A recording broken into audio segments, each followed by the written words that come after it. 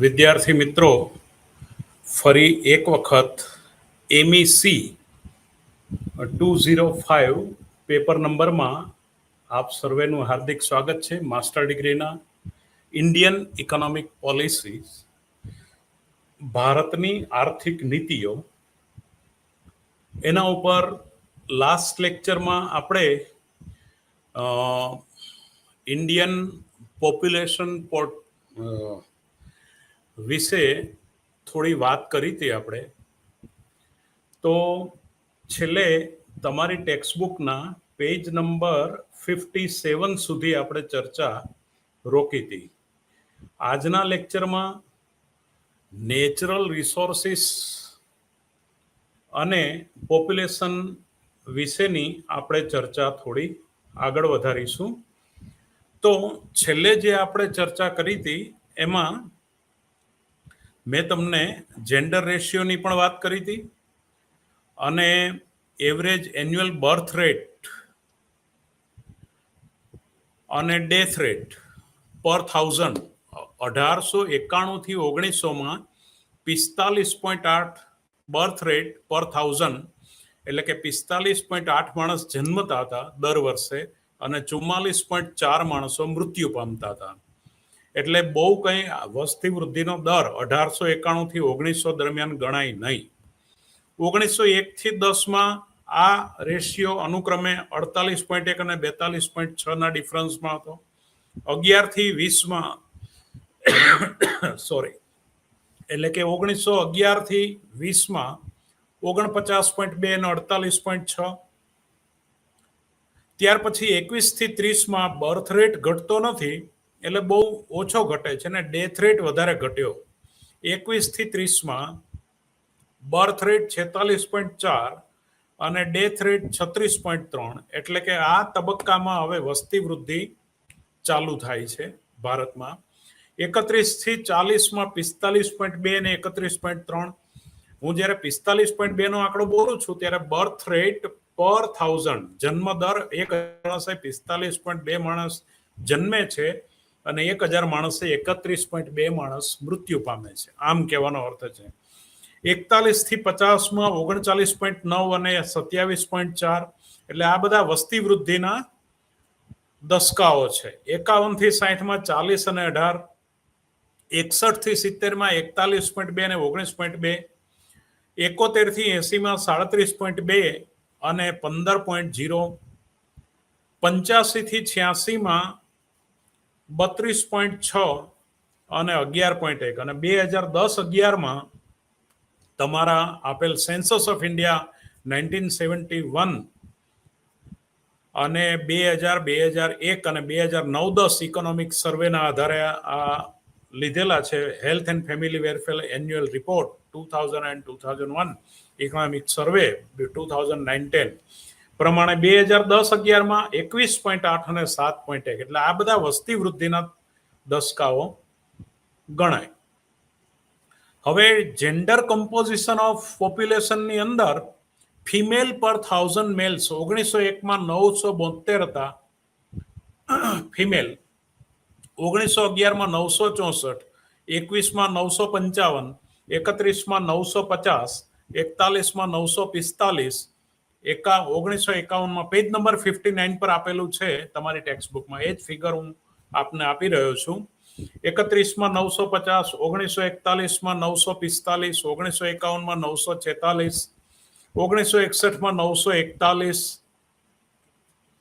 2001માં 933 અને 2011માં 940 ફિમેલ પર 1000 મેલ. કેરાલા સ્ટેટની પરિસ્થિતિ જેન્ડર રેશિયો ફિમેલ પર 1000 mails. Major state of India arranged in descending order on basis of 1991, 2001 and 2011 census. 1991, 2001 અને 2011 ત્રણ આંકડા હું રાજ્યનું નામ દઈને ક્રમસર બોલું છું. તો કેરાલામાં 1040, 1058 અને 1084, એટલે ફિમેલ રેશિયો વધતો જાય છે.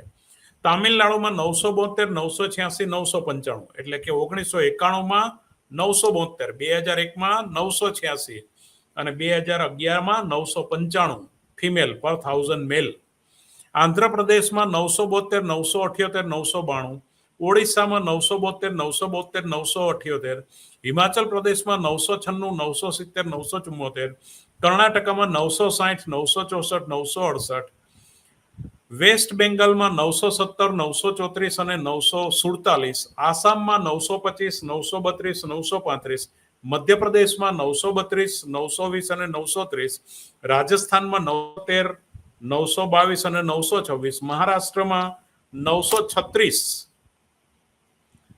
921 અને 918, બિહારમાં 912, 921, 916, ઉત્તર પ્રદેશમાં 882, 898 અને 908, પંજાબમાં 888, 874 અને 893, ગુજરાતમાં 936, 921, 918, હરિયાણામાં 874, 861 અને 877, ઓલ ઓવર ઇન્ડિયામાં 927, 933 અને સરેરાશ 940. સેન્સસ ઓફ ઇન્ડિયા 2011 પ્રમાણે પ્રોવિઝન પોપ્યુલેશન આ રીતે. પછી સેન્સસ ઓફ ઇન્ડિયા 2001, 2001 અને આ 1991, 2001 અને 2011 પ્રમાણે આ ફિમેલ રેશિયો, આપણે મેલ ફિમેલ રેશિયોની વાત કરી છે. હવે gender selective abortion in India, એ પણ આંકડાઓ, a study conducted by CARE, Cooperative for American Relief Everywhere, for preschool children in Punjab showed that 29% of male children suffered from severe malnutrition. એટલે કે કુપોષણથી પંજાબમાં 29% બાળકો પીડાતા હતા. એટલે આ જે, અને ફિમેલ ચિલ્ડ્રન જે છે 71%, એટલે 71% ફિમેલ બાળકો પણ કુપોષણથી પીડાતા હતા. આ બધા. હવે વોટ ઇઝ ગવર્મેન્ટ રિસ્પોન્સ, એટલે કે 1998માં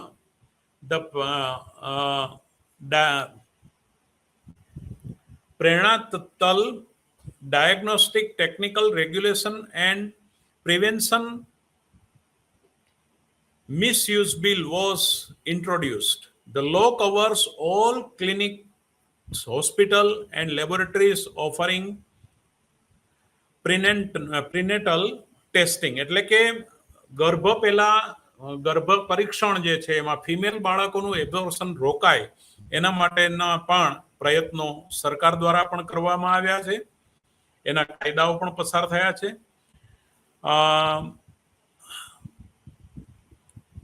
ઓલ ઓવર આપણે જોઈએ તો 0 થી 14 વર્ષના male population is about 1% more the female population.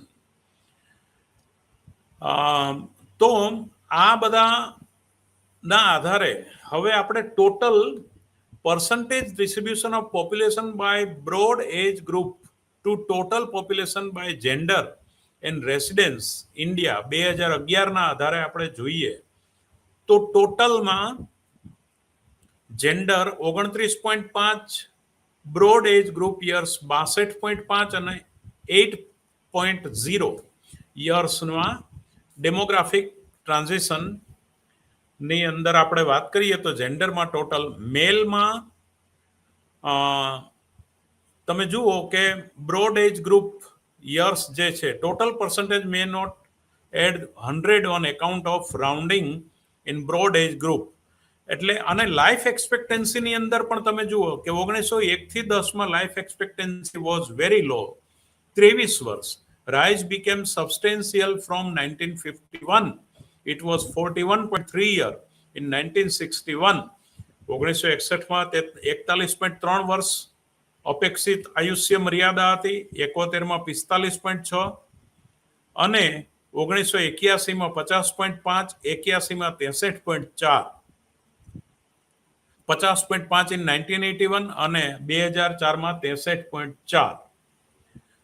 હવે અત્યારે women expected to live for 70.4, 70 વર્ષનું ફિમેલની લાઈફ એક્સપેક્ટન્સી છે અત્યારે એટ પ્રેઝન્ટ, અને મેલની 67.8 67.8. રૂરલ અર્બન માઇગ્રેશન પણ થઈ રહ્યું છે. તો એમાં પણ એજ પર percent of total population, the urban population was about 11% in 1901. 1901માં 11% માઇગ્રેશન હતું, 18% 61માં, 26% 91માં, 29% 2004માં અને 31% 2011માં migration rural to urban area. તો આ પ્રમાણે પોપ્યુલેશન ગ્રોથ અને ડેવલપમેન્ટમાં પોપ્યુલેશન એન્ડ એગ્રીકલ્ચર, તો આમાં પણ ખેતી ક્ષેત્રે સંકળાયેલા જે છે એ પણ વસ્તીનું પ્રમાણ આપણે ત્યાં ઘણું મોટું ઊંચું હતું. પોપ્યુલેશન ગ્રોથ એન્ડ પર કેપિટા ઇન્કમ, એટલે કે વસ્તી વૃદ્ધિની સાથે માથાદીઠ આવક વૃદ્ધિ પણ આપણે ત્યાં એટલી રહી નથી.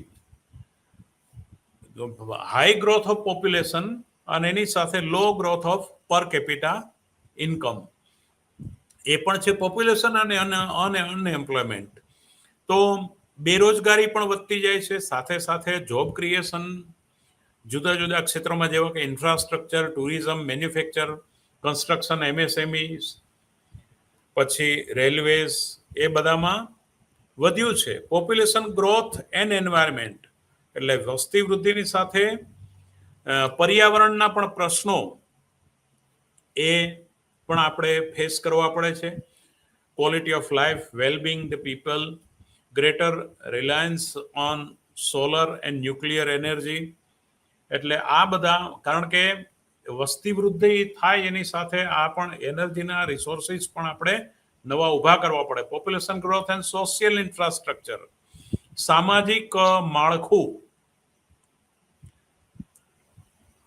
તો એમાં પણ આપણે જુઓ કે રેલવે નેટવર્ક, હાઈવેઝ, પછી urban એગ્લોમરેશન, there has been qualitative deterioration of social and physical or economic infrastructure. The pace of rural urban migration has further increased slums in metropolitan cities, burdening already inadequate infrastructure resources. એટલે આ urban એરિયાની અંદર જે slums છે, ગંદા વિસ્તારો વધ્યા, એની સાથે પર્યાવરણના પ્રશ્નો પણ.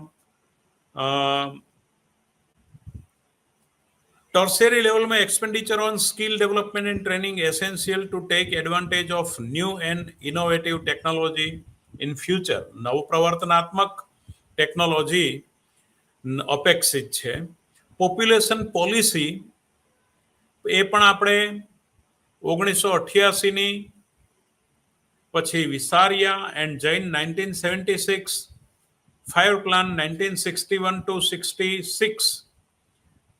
હવે આપણો target 1960 demographic goal was set to reduce birth rate from 41 to 23 per 1000 within 10 years, but performance was far from desired. આપણે 41 થી 23ના અપેક્ષા રાખી હતી 1968માં પર 1000 બર્થ રેટની, જે આપણે હાંસલ કરી શક્યા નથી. એ જ રીતે દરેક પંચવર્ષીય યોજનામાં પણ આપણે હાંસલ કરી શક્યા નહોતા. મોટિવેશન પ્રોગ્રામ ટુ, એટલે એને જુદી જુદી રીતે, દાખલા તરીકે ટીવી, ફિલ્મ, જુદી જુદી એડવર્ટાઇઝ, કુટુંબ નિયોજનના સાધનો, આ બધાથી આપણે એ કરતા હતા, પ્રોત્સાહન આપતા હતા, પણ એ થઈ શક્યું નથી. હવે નેશનલ પોપ્યુલેશન પોલિસી 2000, એમાં પણ 15મી ફેબ્રુઆરી 2000ના રોજ આ નેશનલ પોપ્યુલેશન પોલિસી એનાઉન્સ થયેલી, અને objective control to rapidly growing in population and stabilize it at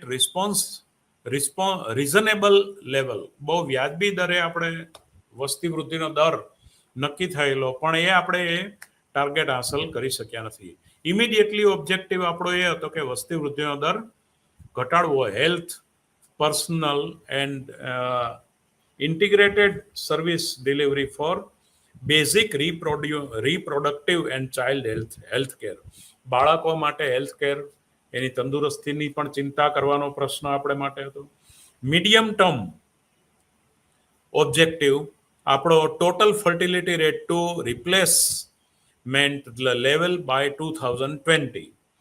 now long term objective લાંબા ગાળાના આપણા ધ્યેયો નેશનલ પોપ્યુલેશન પોલિસીમાં 30 પર આપણે દર 1030 પર આપણે ફિક્સ થવું, એના પર આપણે પોપ્યુલેશન ગ્રોથ સેટ કરવો two achieve 80% delivers in regular dispensary hospitals and medical institutions with trained staff. એટલે આ આપણે વધારવું, હેલ્થની પણ આપણે ટાર્ગેટમાં વધારવું. Access two information containing AIDS, prevention and control to communicable disease. આજે તમે જે ડિસીઝને રોકી શકો કોમ્યુનિકેશન દ્વારા, એ રોકવા માટેના એના પ્રસાર પ્રચાર અને એના દ્વારા પણ એને રોકવા એવા પ્રયત્નો આપણે કર્યા છે. એના આપણે મુખ્ય ટાર્ગેટો બધા બાંધ્યા છે. હવે આની પણ કેટલીક લિમિટેશન્સ છે. Demographic change and economic growth. હવે તમે ઇકોનોમિક ગ્રોથની વાત કરી. India has witnessed rapid population growth from 448 million in 1960 1960માં 448 મિલિયન ટુ 1.04 બિલિયન. એ 1.04 બિલિયન પર આપણે 2001માં પહોંચ્યા અને to 1.21 billion in 2010. India's population is currently growing at rate of 1.4% per year.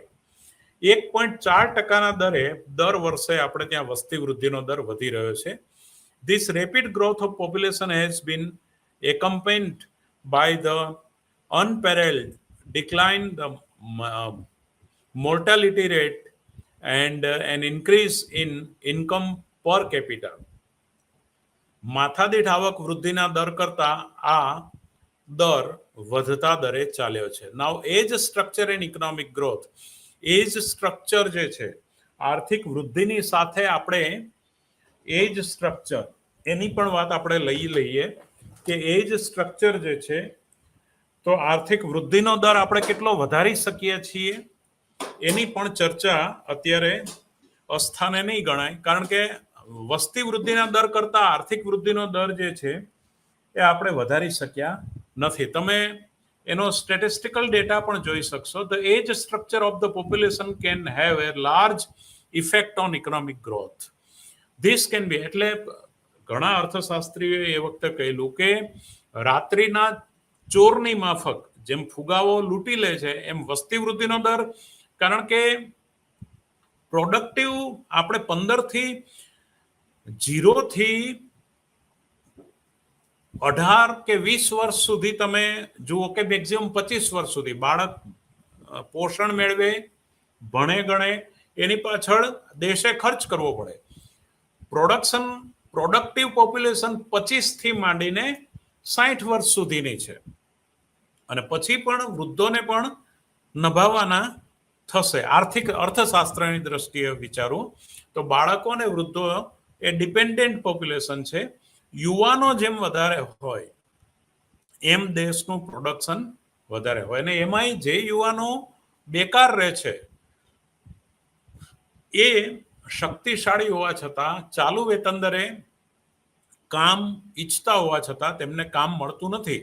તો એ રીતે પણ રિસોર્સિસનો આપણે વ્યય થઈ રહ્યો છે. એ રીતે નાવ the concept of demographic dividend, તો એની પણ આપણે વાત કરીએ કે once the dividend period has passed, share of elderly population rises, they have to provide with pension and health benefits. Demographic dividend lying between two period is characterized by low dependency ratio and high share of working age population. એટલે કે જે ઉંમરનો ગાળો વધારે ઉત્પાદકીય છે. હવે હું એનું વાક્ય વાંચું છું, તમે સાંભળજો બરાબર. The population reference bureau defines demographic dividend as follow. કઈ રીતે? The demographic dividend is accelerated economic growth that may result from decline a country's mortality and fertility and subsequent change in the age structure of the population with favor people to support a country has window of opportunity for rapid economic growth if the right social and economic policies are developed and investment made. હવે એ જે કામમાં જે વસ્તી છે એને પણ કામ ત્યારે મળે કે જે તમારી મૂડીરોકાણની તરાહ, તમારી આર્થિક નીતિઓ એ ચોક્કસ અને સાચી દિશામાં કામ કરતી હોય. Now, demographic dividend are composite of five distinct forces. Swelling of labor force as baby boomers reach working age, number one. Number two is the ability to divert social resources to investment in physical capital, job training and technology progress. Number three is the rise in women's workforce activity or labor force participation rate that naturally accompanied a decline in fertility. Number four is the working age or age between 15 year to 59 year is prime age for savings, which augments accumulation of physical and human capital and technological innovations. Number five is with increase in life expectancy, there are boosts to saving that occur as the incentive to save for longer period of retirement increases.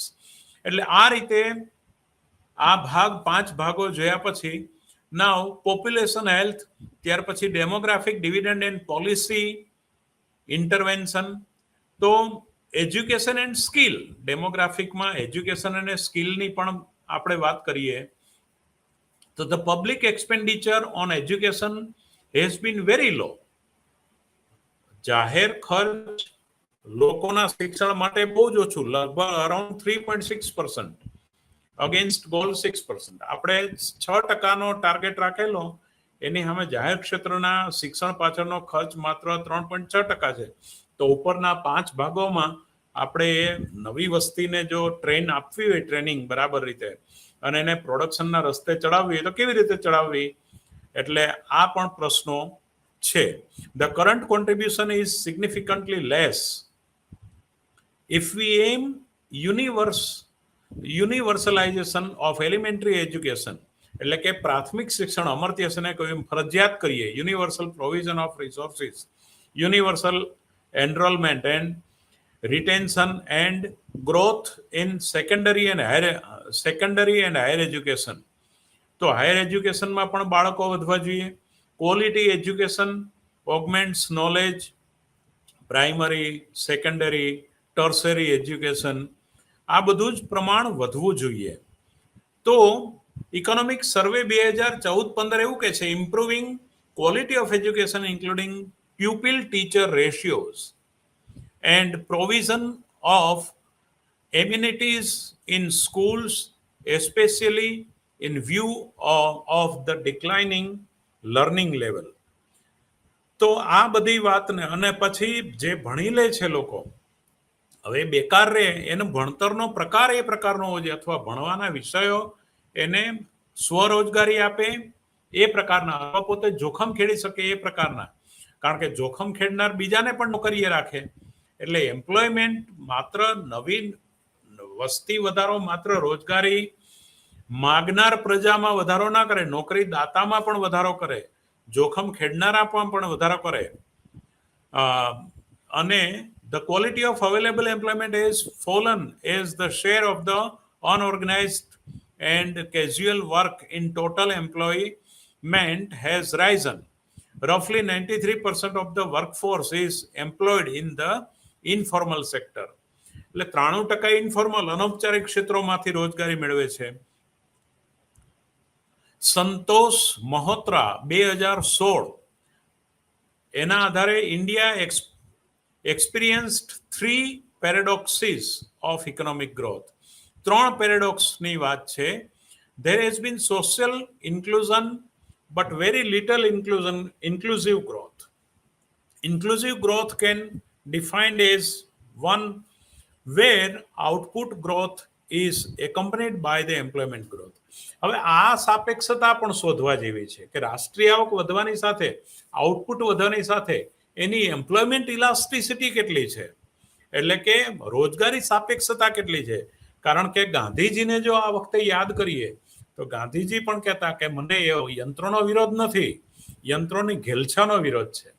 જે આપણા દેશમાં વસ્તી વધારે હોય તો એ વધારાની વસ્તીને રોજગારી આપી શકે એ પ્રકારનો વિકાસ છે કે માત્ર મૂડી અને પૈસા એક દિશામાં ભેગા થયા કરે છે.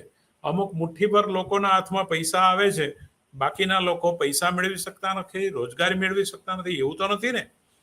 In the period of sustained rapid economic growth 2005 to 10, manufacturing employment declined in the absolute terms and service employment barely grew at all. And number 3, the female labor force participation rate have been falling. એટલે કે સ્ત્રી કામદારો પણ એનું participation સાથે સાથે હોવું જોઈએ, કારણ કે કુટુંબની જવાબદારી પુરુષ અને સ્ત્રી બંને વહન કરે છે.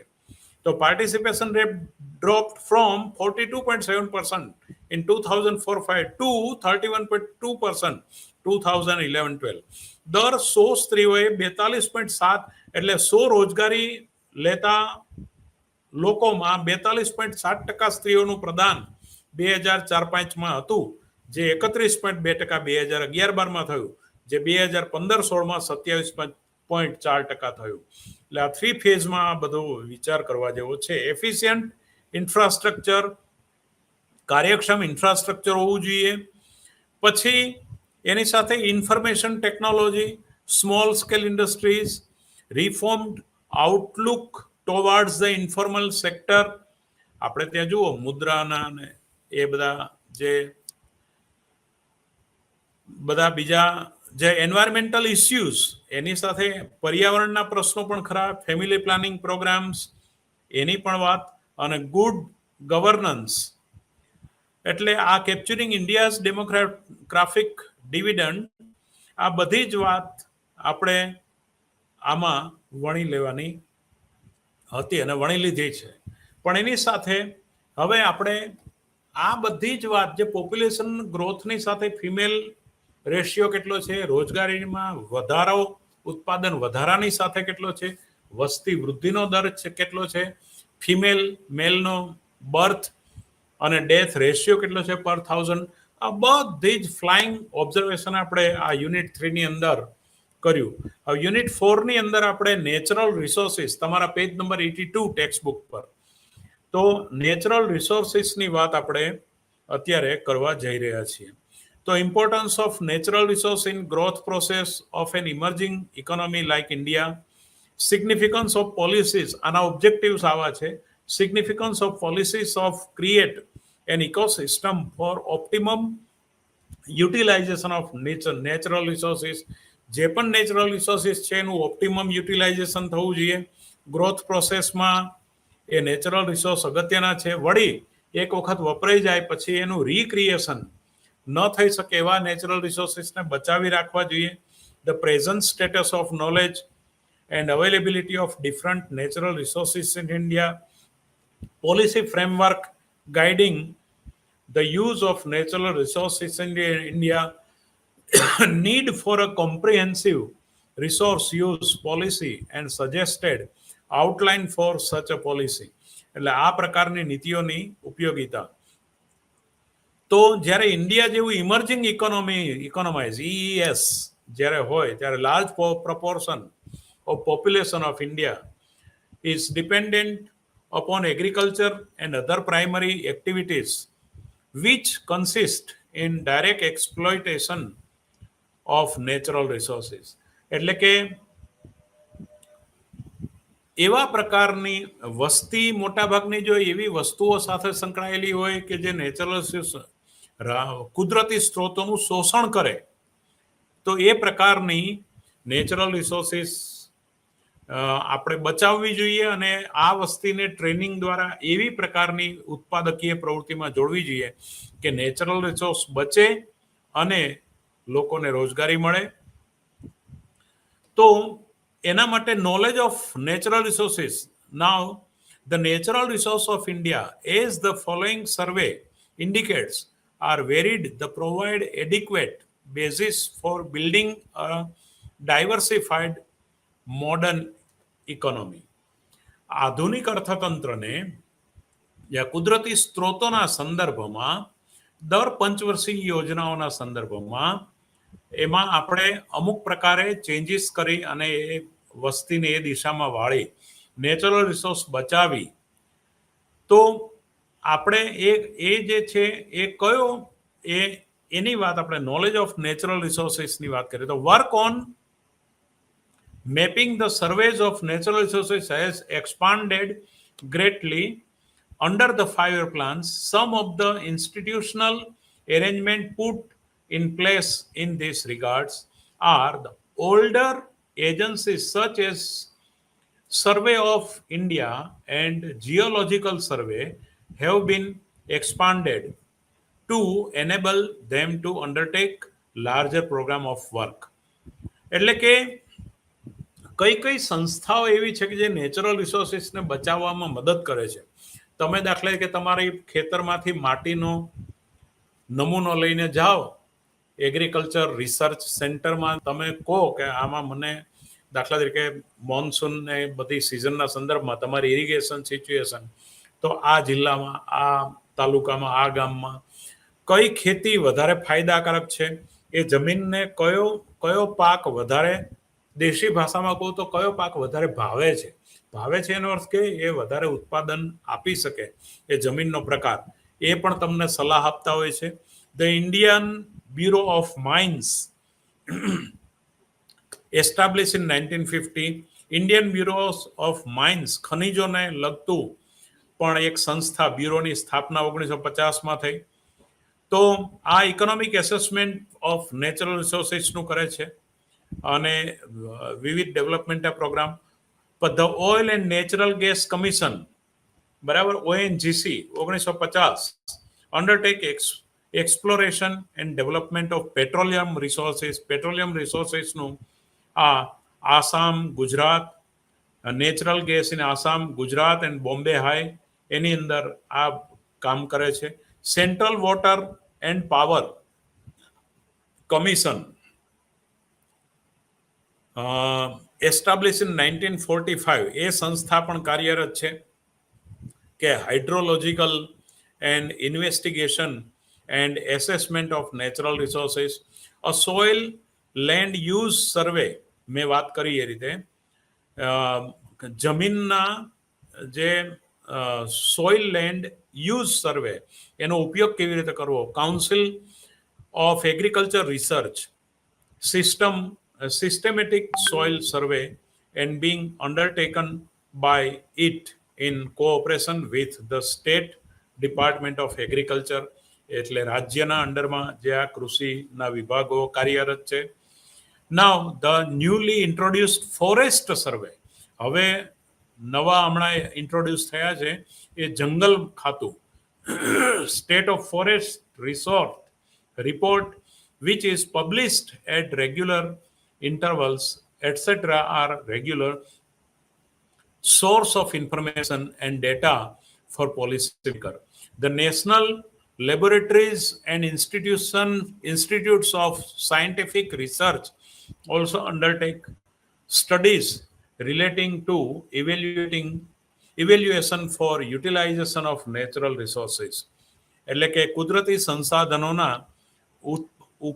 ઉપયોગ માટે એ પણ આપણે નેશનલ લેબોરેટરીઝ યુઝ કરેલ. નાઉ લેન્ડ એન્ડ સોઇલ્સ, તો ઇન્ડિયા મેઝર્સ 3214 કિલોમીટર. હવે ભારતની જમીનનો એરિયા કેટલો છે?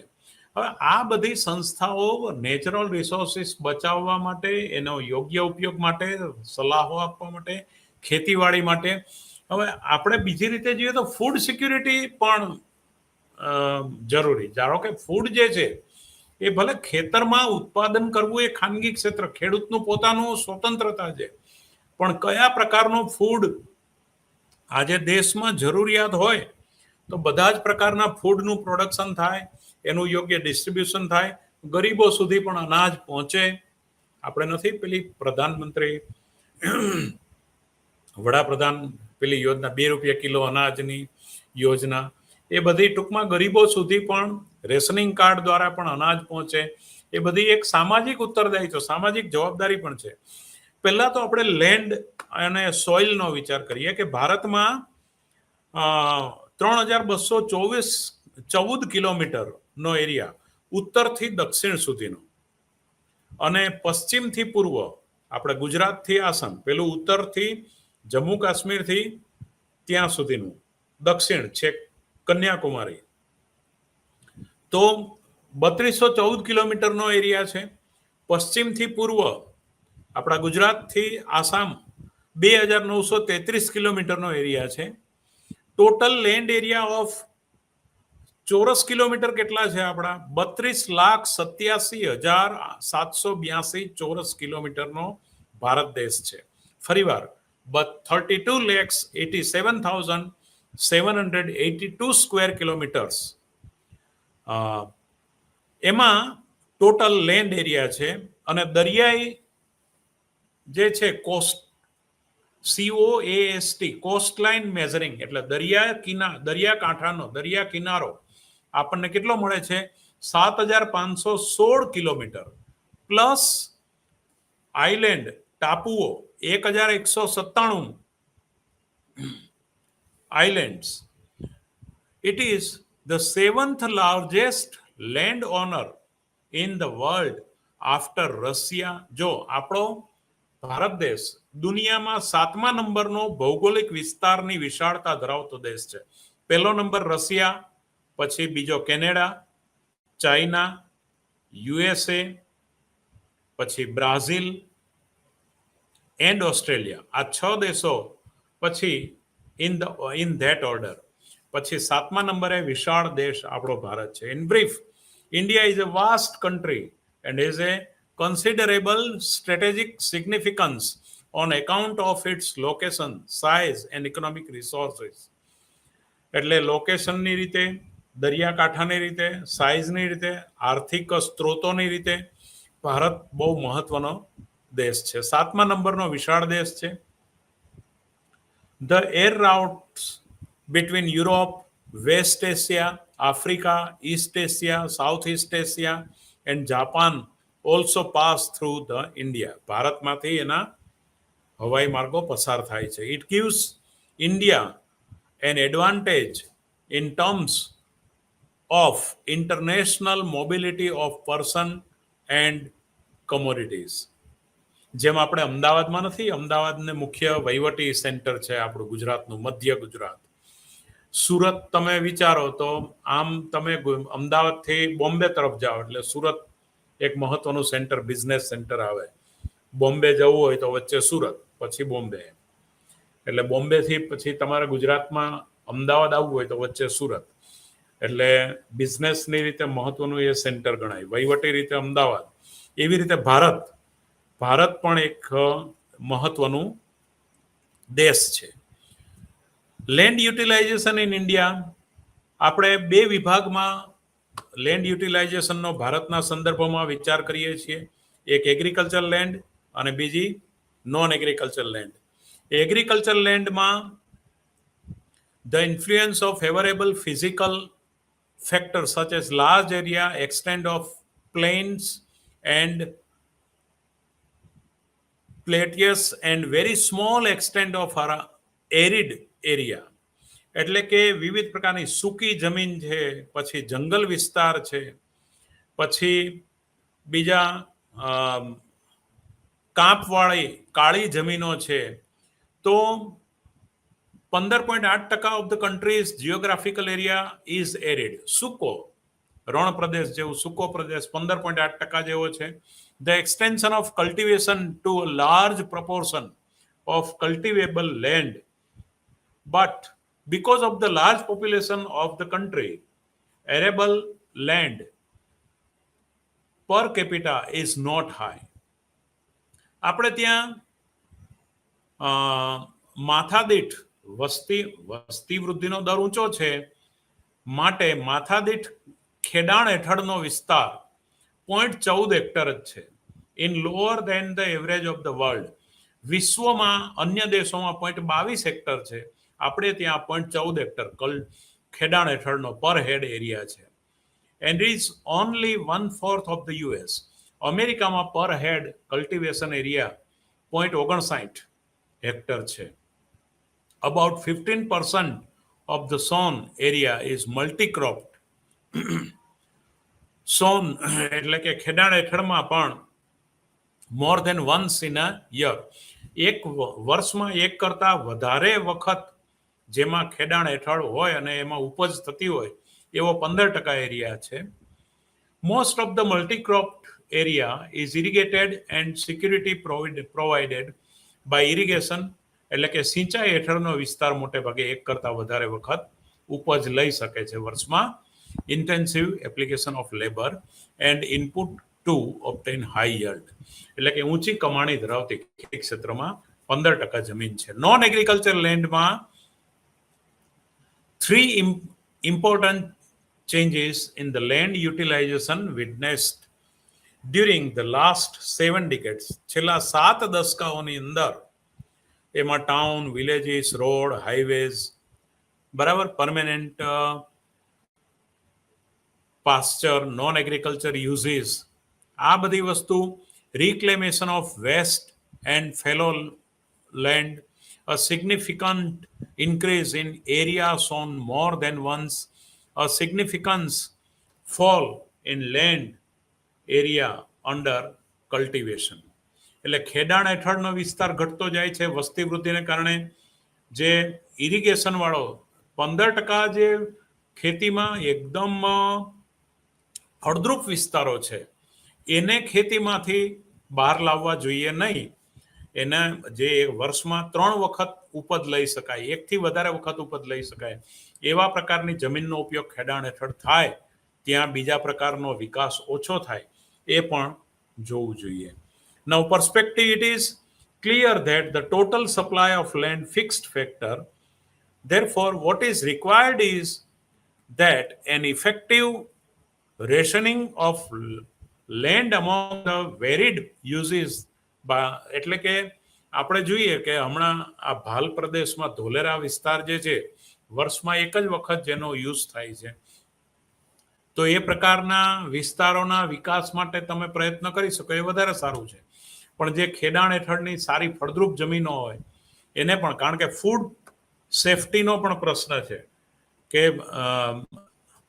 એટલે આ બધા ઇસ્યુને ધ્યાનમાં લઈએ તો ઇસ્યુ ઓફ લેન્ડ એક્વિશન, હવે જમીન ધારણ કરવાના પણ કાયદાઓ આપણે ત્યાં અલગ અલગ પ્રકારના છે. તો લેન્ડ હોલ્ડર જે છે, the issue merit serious attend the calls for satisfactory solution. હવે આમાં કેવું છે કે માણસે જમીન કેટલી સંપાદન કરવા અંગેના કાયદાઓ, public discontent grew further the last 3 decades. છેલ્લા 30 વર્ષથી when government used this power to compulsorily the acquire arable land for private industry and real estate developers. જે લોકોને મોલ બનાવવા છે, બાંધકામ કરવું છે, નવી ફેક્ટરી કરવી છે, પ્રાઇવેટ ઇન્ડસ્ટ્રી કરવી છે, તો ખેડૂતને જમીન વેચવી છે અને ફેક્ટરીના માલિકે જમીન લેવી છે, તો એ છેલ્લા 3 દશકામાં સ્વતંત્ર રીતે ઘણું એની રીતે સોદાઓ થયા છે અને ઘણી જમીનો સિટીની આજુબાજુના ખાસ કરીને રિયલ એસ્ટેટમાં ઘણા ફેરવાઈ ગયા છે. ખેડૂત પાસેથી ડાયરેક્ટ બિલ્ડર લઈ લે અને પછી ત્યાં એપાર્ટમેન્ટ ઊભા કરે. તો આ બધી વસ્તુઓ, એટલે આ ડિબેટનો પ્રશ્ન છે કે debate has grown around whether government should use the power vested in it for public good, એટલે કે આને જાહેર વસ્તુ તરીકે ઉપયોગ કરવો જોઈએ, to force land owners to sell their land to private industry, ખાનગી ક્ષેત્રને એની મેળે સ્વતંત્રતા આપવી જોઈએ કે પછી સરકારે જાહેર વસ્તુની રીતે એ દાખલા તરીકે હાઈવે પસાર કરવો હોય ને એમાં કોઈનું ખેતર આવતું હોય તો સરકારે માર્કેટ રેટ પર એને ચૂકવણી કરી અને એ જમીન ફરજિયાત સરકારને આપવી પડે, એ પબ્લિક ગુડની રીતે એનો યુઝ થાય છે. પણ આ પણ એક ચર્ચાનો પ્રશ્ન છે. there is a large context to it, including concern of the food security. Now the doctrine of eminent domain cannot be measured misuse to acquire the for favored industrialist or real estate companies. That would be gross misuse, as we saw in West Bengal in left frontier થોડાક વર્ષોમાં પશ્ચિમ બંગાળમાં if private player want to build factories or condominiums, તો they must buy from the farmer directly. ખેડૂતો પાસેથી સિધા એ લોકો ખરીદી લેતા હોય છે. તો આમ નેચરલ રિસોર્સિસનો બગાડ તો નથી થતો ને, એ ગવર્મેન્ટે જોઈશે અને જોવું પડે છે. ગવર્મેન્ટ શુડ નોટ, એટલે કે જમીનને એને જે નોન એગ્રીકલ્ચર કરવાની એ કઈ જમીનોને કેવી રીતે ક્યારે કેટલી એ બધું પણ સરકારે જાહેર વસ્તુની રીતે જોવી જોઈએ. Let private industry negotiate with landowners and give them what they demand. If they voluntarily agree to sell their lands, the problem with this view is that would amount to exposing powerless farmers to highly unequal negotiation with powerful corporate bodies, which might twist or shortchange them. એટલે આ રીતે પણ એક ચર્ચાનો મુદ્દો આ બને છે. Now need for a comprehensive land use policy. Comprehensive land use પોલિસીની રીતે પણ આપણે આમાં ચર્ચા કરવાનું. તો the two interconnected. Most bank loans require some forms of collateral to guarantee the loan. Land is simply the best form of collateral due to its immobility. That is, debtor cannot run off with land. હવે જેના પર લોનની જરૂર હોય તો એમાં બેંકનો પેલો રોલ આવે જ છે. While borrowers can often pledge 80% of the land value against loan, for most other forms of fixed investment, the loan to collateral value ratio is substantially lower. Now, misallocation in labor market input has no adverse impact on allocative efficiency of financial loan. When it comes to land misallocation, however, the consequent degree of financial misallocation has only worsened over time as large manufacturing firms have moved out from cities and into rural area in search of more land. એટલે કે આમાં પણ જે અમુક manufacturing કંપનીઓ જે છે એ જમીનની શોધમાં ગ્રામ્ય ક્ષેત્રમાં પણ એ થઈ જતી હોય કે એ જમીનો વેચાતી લઈ લેતા હોય તો એનું પણ મિસ એલોકેશન લેબર માર્કેટમાં પણ અને બધી રીતે ન થાય. એટલે કયા પર્પઝથી ક્યાં જમીન વેચી શકાય એમાં પણ સરકારી હસ્તક્ષેપ જરૂરી. નાઉ એટલે સોઇલ્સ જે છે એલ્યુવિયલ, એટલે આમાં તમે જુઓ the cropping pattern of the country is greatly influenced by the soils and the element of physical environment. The Indian Council of Agriculture Research divided the soil found in the country into 8 major group which are 8 પ્રકારોમાં જમીનના જુદા જુદા પ્રકારોને આ ભારતની કૃષિ સંશોધન સંસ્થા જે છે ડાયવર્ટ કરે એટલે વેચે છે. Alluvial soils including the coastal and deltaic alluvium. Number 2 is black soil of varying types. જુદી જુદી જાતની કાળી જમીનો, રેડ સોઇલ, લાલ જમીનો ઇન્ક્લુડિંગ રેડ લોમ્સ. પછી laterite and lateritic soils, then forest soils, જંગલ આચ્છાદિત વિસ્તારો, એરિડ સૂકી અને રણ વિસ્તારો, desert soil, saline and alkaline soil જે ખનિજવાળી હોય અમુક, peaty and organic soils. Keeping in view એટલે આ 8 પ્રકારો જે છે એમાં keeping in view their extent and agriculture importance, the first 4 એટલે કે પહેલી 4 જે છે એ એગ્રીકલ્ચર માટે ફળદ્રુપ જમીનો, કાળી જમીનો, લાલ જમીનો અને આ જે રેતાળ થોડીક જે પછી સૂકી જમીનો જે છે, ક્ષારવાળી જે છે, પછી દરિયામાંથી જ્યાં જમીન થઈ હોય ને પેલી ખારવાળી જમીનો હોય, પછી આલ્કલાઇન જમીનો છે, પછી ખનિજ જ્યાં નીકળે એવી જમીનો છે. આ બધી જમીનોનો ઉપયોગ પેલી છેલ્લી 4 જમીનોનો ઉપયોગ ખેતી ક્ષેત્ર માટે નથી, આગળની 4નો છે. For the cultivation of almost kind of serials, pulse, oil seeds એટલે કે કાળી ને લાલ જમીનો, ફળદ્રુપ જમીનો જે છે કઠોળ, પછી અનાજ, પછી તેલીબિયાં, કપાસ, શેરડી, શાકભાજી, ફ્રૂટ આ બધાના વાવેતર માટે ઉપયોગી છે. બીજા પ્રકારની જે છે બ્લેક સોઇલ એ પણ કોટન, પછી અનાજ, સિરિયલ્સ, ઓઇલ સીડ, તેલીબિયાં આ બધા માટે ઉપયોગી છે. Almost all kind of crops can be red soil. લાલ જમીનમાં લગભગ રાઈસ, ચોખા જે છે, રાગી, ટોબેકો, તમાકુ, વેજીટેબલ, શાકભાજી એના માટે ઓલમોસ્ટ ઉપયોગમાં આવે. નાઉ લેટરાઇલ સોઇલ્સ suitable amongst other for rice and sugarcane.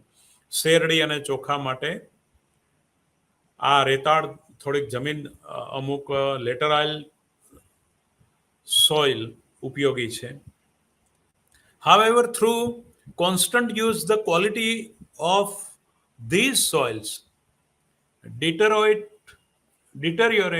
Moreover, large tract of land have been eroded.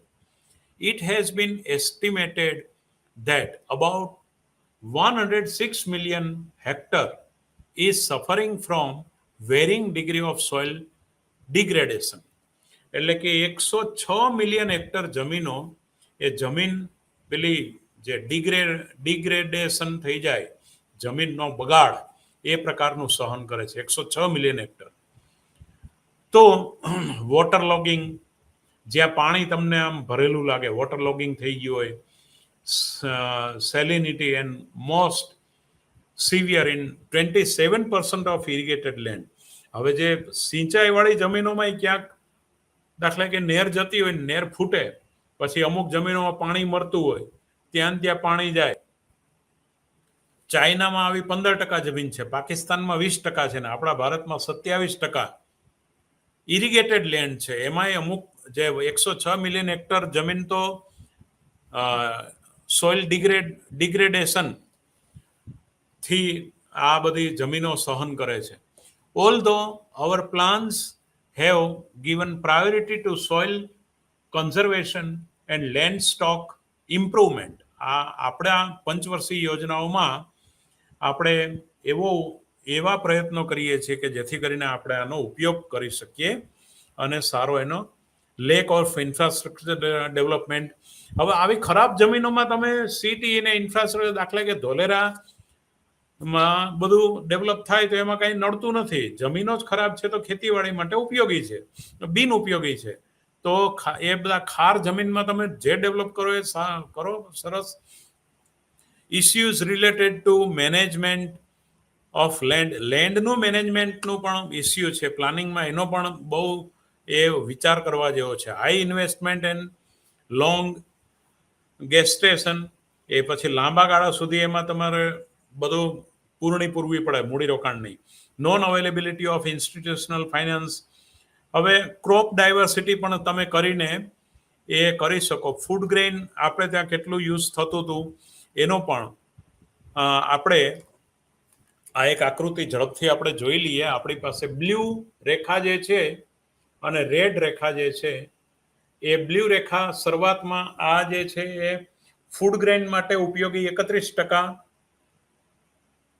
અને રેડ જે છે 1992-93માં 31% લેન્ડનો ઉપયોગ ફૂડ ગ્રેઇન માટે થતો હતો, જે 2018-19માં ફૂડ ગ્રેઇન માટે 24.7%નો ઉપયોગ થાય છે.